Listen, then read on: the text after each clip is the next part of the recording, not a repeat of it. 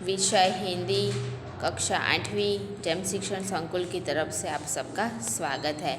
हमारा जो पाठ था कर्मयोगी लाल बहादुर शास्त्री, तो मैंने आपको आगे के लेक्चर में बताया था कि हमारे जो लाल बहादुर शास्त्री थी उनको कर्मयोगी क्यों कहा गया था, क्योंकि वो कर्म को ही मानते थे।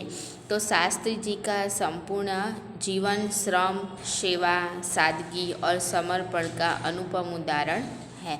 तो શાસ્ત્રી જીને પૂરા આપના જીવન એટલે કે શાસ્ત્રીજીએ એમનું પોતાનું સંપૂર્ણ જીવન મહેનતમાં, સેવામાં, સાદગીમાં આખું જીવન એમને પોતાનું વિતાવ્યું હતું। એટલે કે જે આ એમના જીવનના એક ઉદાહરણ છે। उनके ये गुण केवल उनके कार्य और विचारों में ही अभिव्यक्त नहीं पाते थे, बल्कि उनको देखने से ही इन सभी भावों का एहसास हो जाता था। એટલે કે શું કહે છે કે એમના જે ગુણ હતા ને એ ફક્ત એમના કાર્ય કરવામાં, એમના વિચારમાં જ ન હતા, પરંતુ આપણે એમના જોઈએ ને તેમના જોવા ઉપરથી અને એમનો આ જે મોઢા ઉપરનો ભાવ હતો એના ઉપરથી જ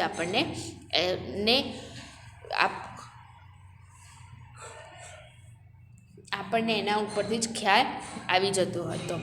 उनके अपने व्यक्तित्व में विचारों का अनोखा समन्वय था। એટલે કે છે કે એમના વિચારોમાં પણ એક અલગ પ્રકારના હતા। જો કુછ કહેતે થે વહી કરતે થે, એટલે કે છે કે લાલ બહાદુર શાસ્ત્રીજી જે કહેતા હતા ને એ જ કરતા હતા।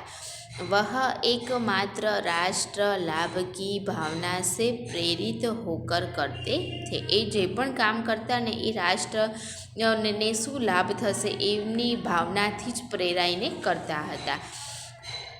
तो मुझे लगता है कि यह उनके चरित्र की एक बहुत बड़ी विशेषता थी। એટલે કે મને લાગતું હતું કે એમનું જે જીવન ચરિત્રનું બહુ મોટી વિશેષતા હતી।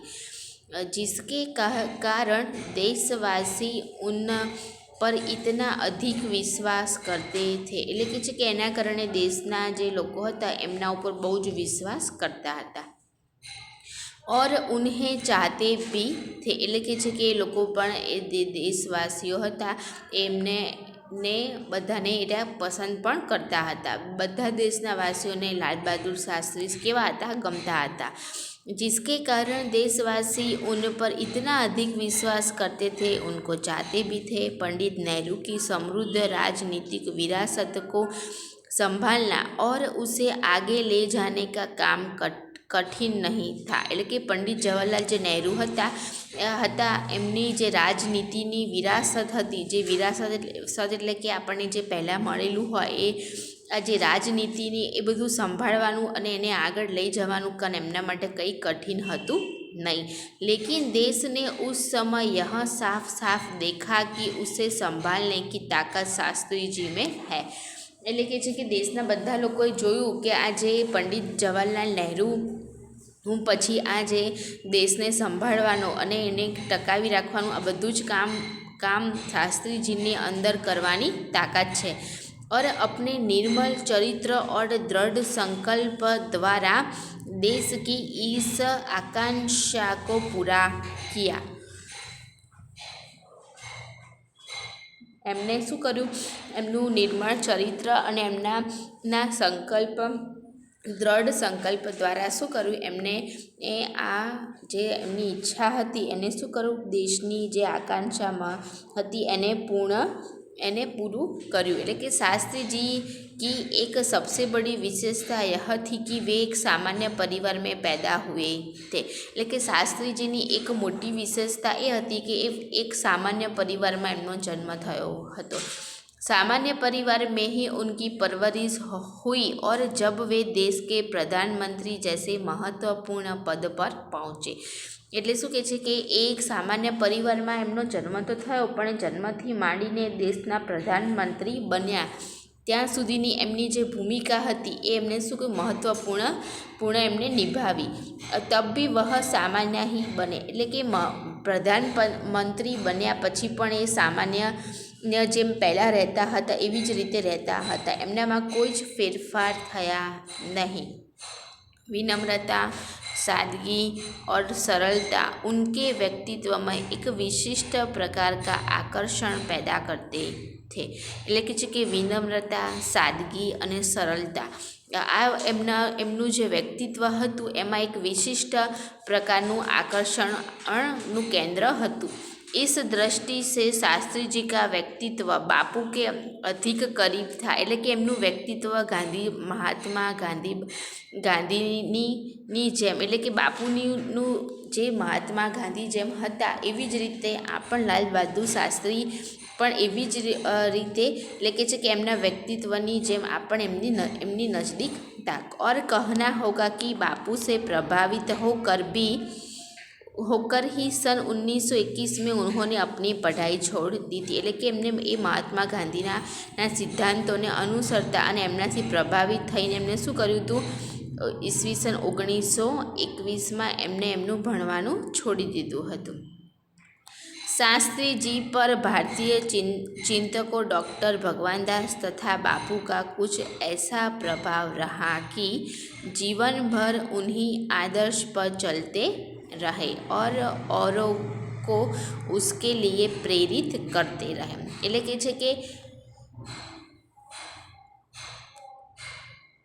ડૉક્ટર ભગવાનદાસ અને મહાત્મા ગાંધી એટલે કે એમના જે પ્રભાવ હતો અને એમના જીવનભર એ બંનેના જે આદર્શ હતા એમના જે નિયમો હતા એની ઉપર જ શું કરતા હતા એ રહ્યા એ એમના નિયમોને અનુસરતા એટલે કે એનું પાલન કરતા હતા।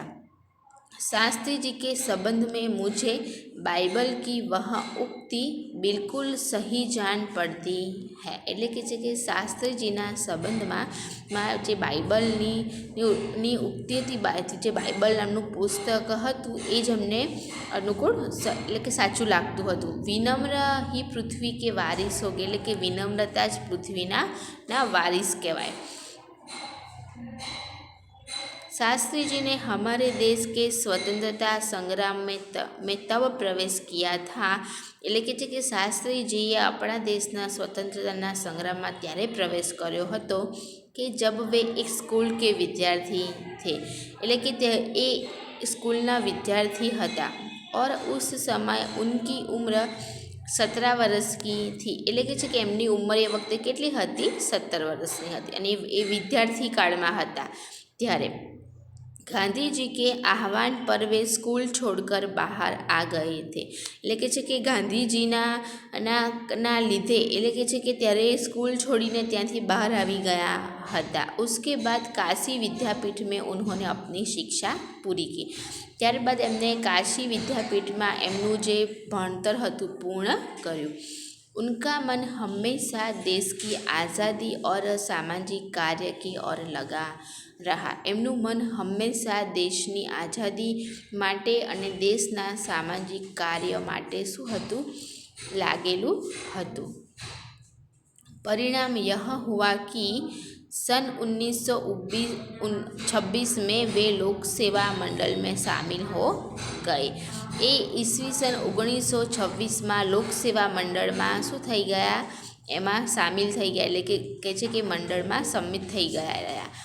जिसके वे जीवन भर सदस्य रहे એટલે કે છે કે એ આખું જીવન પછી એમના ત્યાંના સદસ્ય થઈને રહ્યા।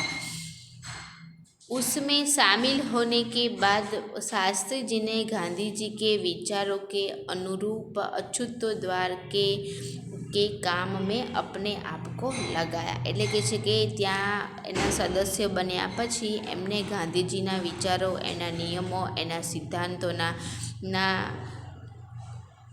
ત્યારે શાસ્ત્રીજીએ એમના જીવનમાં ગાંધીજીના જે વિચારો હતા અને ગાંધીજીને છૂતાછૂત પસંદ હતું નહીં એટલે કે છે કે એના કામોમાં એ લાગી ગયા અને કે છે કે એમને ઉસકે જીવન કા એક નયા અધ્યાય પ્રારંભ હો ગયા એટલે કે એમના જીવનનો એક નવો અધ્યાય શરૂ થયો।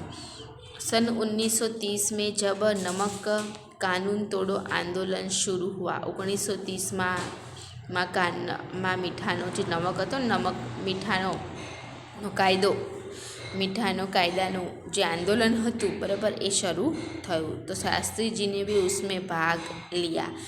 जिसके परिणाम સ્વરૂપ ઉन्हें જેલ જાના પડા એટલે કે શાસ્ત્રીજીએ પણ શું કર્યું એમાં ભાગ લીધો અને એમને જેલ જવું પડ્યું બરાબર। तो विद्यार्थी मित्रों आज हम इतने तक ही रखते हैं, आगे का नेक्स्ट लेक्चर में मैं उसके आगे आपको समझाऊंगी। तब घर पे अपना ख्याल रखना, जो पढ़ाई करना और जो भी पढ़ाया जाता है वो ध्यान से पढ़ना लिखना।